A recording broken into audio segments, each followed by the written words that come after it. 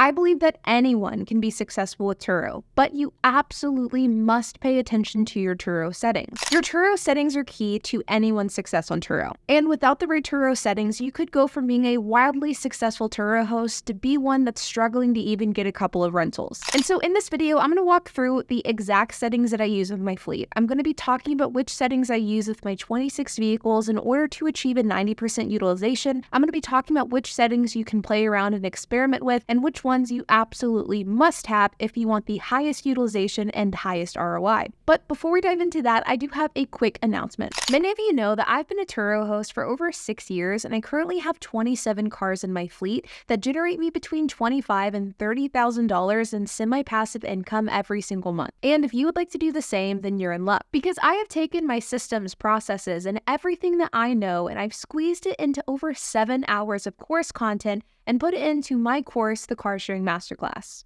If you're watching this video between November 9th and November 30th, then take action now and use the code BLACKFRIDAY200 to get $200 off the purchase of the Car Sharing Masterclass. This is the biggest sale we'll ever run, and once it's over, it won't be back until next year, November 2024. In the Car Sharing Masterclass, I'll show you everything that you need to know about starting your own Turo side hustle. Everything from LLCs, how to work with insurance and Turo protection packages, what type of cars you should buy, where to find below market value deals on cars, how to set up automated communication methods, and even what to do in the case that your car is in an accident or it's damaged, as well as everything in between.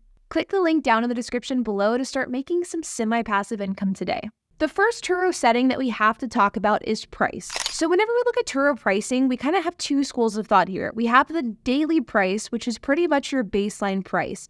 This is the price that you'll be able to rent your car at on a daily basis without much modification. This should be the price that is very similar to other cars like yours in your market, but you can also adjust your pricing in the calendar section of the app as well. And this is where you will want to play around with pricing if you find that your car isn't getting booked out. This is a brand new car. It only has 2 trips on Turo, so its demand isn't quite as high right now. This means that I will probably want to lower the price specifically during areas of time where the car isn't booked out between trips. So for example, this 9th and 10th. My baseline price is $43 per day, but for these 2 days, I may want to make it maybe $41 per day. I have another car in my fleet, for example, this Honda Fit, which is listed for $35 per day. This car is consistently rented out, so occasionally I'll actually go through and increase the price. And in fact, you can see here that I haven't increased the price yet for Thanksgiving, so I'll actually go ahead and do this now. Whenever you're a Turo host, it's key that you stay on top of pricing to make sure that you're staying competitive.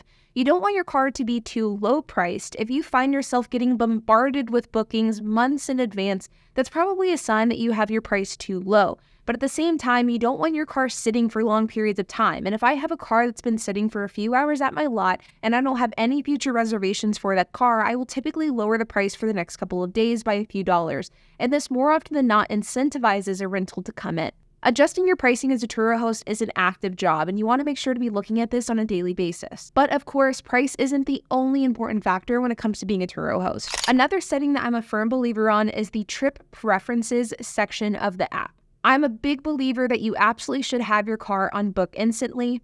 Because of the fact that I don't offer delivery, I just have this selected for my home location. What this means is that a guest can simply book your car and you do not have the ability to vet that guest prior to booking. In my experience, as long as you take the right photos and follow the terms of service, it doesn't matter that you're not able to vet the guest prior to booking, and you're able to open up your bookings to so many more people. Next is advance notice. I have mine set to 1 hour, which is the minimum that Turo allows. I cannot tell you how many people book cars with me with a 1 hour advance notice. It happens all of the time, and if you can set your advance notice to 1 hour, then it means that you'll be able to open up your vehicles to a larger group of people, and you'll be able to be significantly more competitive with other hosts. Because I don't offer delivery, these do not apply to me. Next is trip buffer. What trip buffer is the amount of time that's required between trips. And for me, I have it set to 3 hours, which is the minimum that Turo allows. This makes sure that my cars are getting utilized as often as possible, and for many people, 3 hours is plenty of time to get your car prepped for the next trip. And of course, last but not least, I offer the shortest possible trip, which is any, and the longest possible trip, which is also any, meaning that people could book my car for 3 months or for 3 hours. And I do not require longer trips on the weekends. I am such a firm believer of making it so that you have a 1-hour advance notice, 3-hour trip buffer time, and no minimum trip length or maximum trip length because it opens up your bookings to as many people as possible. And I understand from some people's perspective, having a 1-hour advance notice and only a 3-hour trip buffer time may sound unrealistic if you have family obligations or a job, but this is wherever calendar blocks can come in handy, and that's how you utilize calendar blocks to keep your schedule as open as possible. I'll talk about that here in a minute. And as far as shortest and longest trip possible, the reason why I don't have a 2-day minimum is because you would be absolutely shocked at how many people book 1-day trips that turn into significantly longer trips. In fact, as we speak, as I'm recording this video, about 25% of my fleet are on longer than 1 week long trips that have been extended every single day. In fact, 2 of these reservations have been out since June and July of this year, so they're a multi-month long trip that have made me thousands of dollars, and these are guests that extend on a daily basis. If I didn't allow for people to only book my cars for 1 week, I would be missing out on so many long-term rentals that extend 1 day at a time. If you do 2-day minimums on Turo, you are absolutely leaving money on the table. Now, one setting that I do not utilize, but I think that this is something that you could potentially experiment with, is discounts. I do not offer discounts on any of my vehicles for any length of time. I've never needed to, and I know a lot of really large hosts that feel the same way. But I do think that if you wanted to offer a discount, you could potentially experiment with it, but make sure to increase your pricing to compensate for that discount. So for example, if you wanted to offer something like a 10% discount for 3 days, maybe you should price that car 10 to 15% more expensive.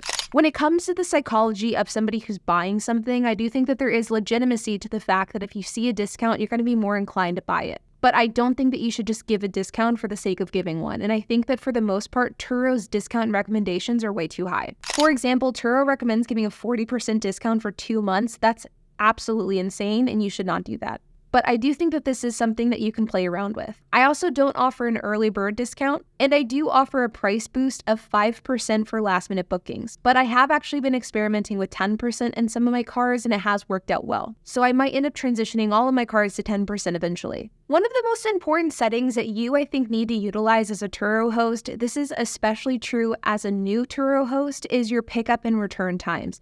And something that I am just a firm believer in, I will die on this hill, is having always available turned on. On Turo, you have the ability to set work hours, and this is something that I've talked about on my channel before, but I think this is something that a lot of newer hosts find very confusing because I get a lot of questions about it.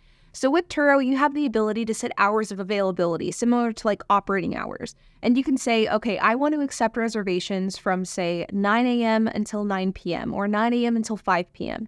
And those are the hours that you're available to guests. The problem with this, though, is that let's say, for example, a car gets returned at 4 p.m. and that car doesn't have an upcoming reservation. And you check in the car, you clean the car, and it's ready to go. That car could be ready to go, but because of the fact that you maybe have your hours set from 9 a.m. to 5 p.m., if that is the case, that car cannot be rented out after 5 p.m. that day, regardless of the fact that the car is actually ready to be rented out. You see, if you utilize remote key exchanges, which is another setting that I'm just such a firm believer in, you actually have the ability to check in that car at 3 or 4 p.m. whenever it gets returned, and then you can have that car down at your lot, and somebody could book that car at even 9, 10, 11 p.m. at night for a 1 a.m. pickup time or a 6 a.m. pickup time. And you can actually facilitate that entire key exchange from the comfort of your couch without doing anything extra at all. But if you have your hours set to something like 9 a.m. to 9 p.m., it means that if that car doesn't get booked out by 9 p.m., it will not be able to be booked out until that next day, even if the car is ready to go. By setting specific hours that you operate out of, you are limiting the amount of bookings that your cars will have. And if you utilize calendar blocks and remote key exchanges, you can make sure that your cars are available virtually 24/7. And this is what I think every single Turo host should do. Now, remote key exchanges are nothing new on this channel. I talk about it all the time, but the idea behind a remote key exchange is that you can actually facilitate a key exchange from anywhere in the world. More often than not, this is going to be from your home. Though I think saying anywhere in the world sounds a lot sexier. So let's say in this example of a car getting returned at 4 p.m., you could check in that car, clean it, take photos, And then you have those photos on your phone for the next 24 hours, which means that if that car gets booked out in the next 24 hours, you actually don't have to go back to that car and retake photos. And so with remote key exchanges, your car could get booked out for any time within that 24 hours, and you can have the guest send you driver's license photos that are required per the Turo terms of service. Once you verify the ID with remote key exchanges, you'll have a lockbox at the vehicle, and within an hour of the reservation beginning, you can then send them the lockbox code. They get to the car, they put in the code, they get the keys, they're good to go. This is where Turo can become semi-passive and 24/7 operational without you actually having to be awake and available 24/7. If you are a Turo host and you're struggling to gain traction and you're struggling to gain rentals, then I absolutely recommend to at least test what it's like with 24/7 availability. And one of the biggest concerns that I see whenever it comes to 24/7 availability is the concern of having to be on the clock 24/7. What happens if somebody books your car at 11 p.m. or 1 a.m. and that car isn't actually checked in or it isn't cleaned? This is whenever calendar blocks can come into play.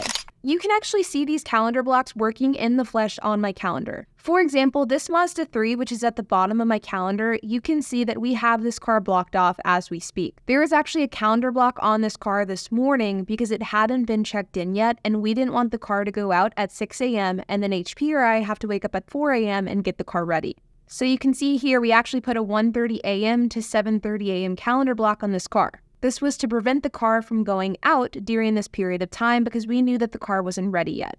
But you can see the same thing demonstrated here with the Ford Fiesta. The Fiesta was a bit of a different scenario because it had just been returned from a relatively long rental, and we wanted to make sure to be able to look at the car in its entirety. The guest had also said that the AC was going in and out, so we wanted to make sure to give ourselves enough time to fix any issues. And so in order to prevent this car from getting rented out, despite the fact that our cars have 24/7 availability, we put a calendar block on the car. But another excellent example is our Mercedes C250. This C250 gets returned tonight at 7 p.m. I know that HP is not going to want to go down to our lot at 7 p.m. and check in this car. So what we'll do is we'll add an unavailable period, and we'll mark the car as unavailable from 7 p.m. tonight until tomorrow morning at 9 a.m., which would give HP and I plenty of time to check this car in. We'll set unavailability, and now in this case with this Mercedes C250, we have the peace of mind knowing that whenever we stop our work for the day, we're not going to have to go check in that car at 7 p.m. We're not going to be disrupted with a late night or early morning rental, but we also know that our other cars that are able to be rented out are available 24/7. The thing about your host settings whenever you set your availability is that it's a blanket setting. It applies to every single vehicle and to your entire profile, regardless of what the individual cars actually show for the day. But whenever you manage your calendar on a per car basis, you can make sure that the cars that are available and ready to be rented out are available 24/7, while the other ones have calendar blocks preventing them from going out. And the comment that I get a lot whenever it comes to managing your fleet this type of way is the time commitment that comes along with doing this. And I think that there's a little bit of a misunderstanding of how long it actually takes to manage your calendar, because it really only takes a couple of minutes. Even with me with 26 cars, I don't have 26 cars coming and going every day. For example, as I'm recording this video, we only have about 3 or 4 cars coming back. Tomorrow, I believe we only have like 2. Yesterday, we only had 2. So there's only going to be a couple of cars that you have to adjust on a day-to-day basis, and it only takes maybe a minute. And for HP and I, one thing that we really like to do is basically whenever we're done for the day, that will kind of be our clock out procedure, is we'll make sure that for the cars that are coming back and we know that we're not going to be able to check them in, we'll simply block them out until the morning. And it really only takes about 30 seconds to a minute to do it. Now, one final setting that I think a lot of hosts should utilize, but I don't know that it's common knowledge for newer hosts, is the snooze feature. If you have a guest that is a perpetual extender and they want to extend day after day, week after week, and you do not want that car to be booked out by somebody else, you should snooze that vehicle. We do this all the time. In fact, as we speak, those 25% of vehicles that are on extended rentals, all of them are snoozed. This is because I would much rather want my car to stay with its current renter rather than get returned and rented by somebody else, because the longer it can stay with its current rental, the less work for us. And so, for example, we have a renter who's been renting our 2014 Toyota Yaris since the beginning of June. And to prevent anybody else from renting that car, it's been snoozed since the beginning of June. But even if we have a guest who has indicated that they will be extending, we will snooze the car rather than block off the calendar. Because by snoozing the car, you allow for the current guest to extend, but by blocking off the car, nobody can book it and nobody can extend it. So this is a great way to utilize snoozes to get your car rented and utilized as much as possible as well. We also do this if we have a repeat renter that has historically extended quite a bit. We will be preemptive and snooze it before they even extend.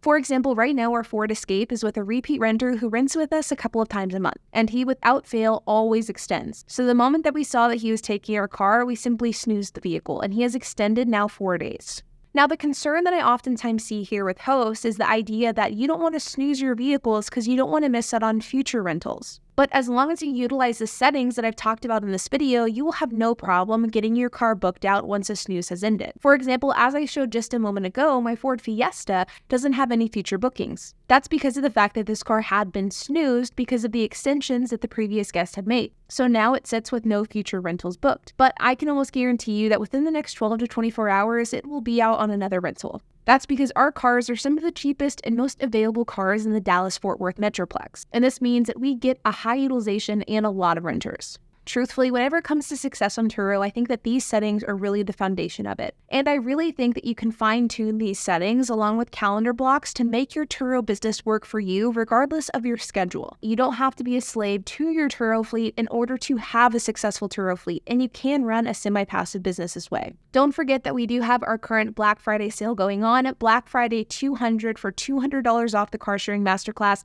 I will have a link down in the description below. But like always, you guys, I hope that you enjoyed this video. If you have any questions, comments, if you have anything to add, I would love to hear it. So make sure to leave a comment down below. And while you guys are at it, make sure to hit the like button, hit that subscribe button, and hit the notification bell. And I will see you guys in the next video.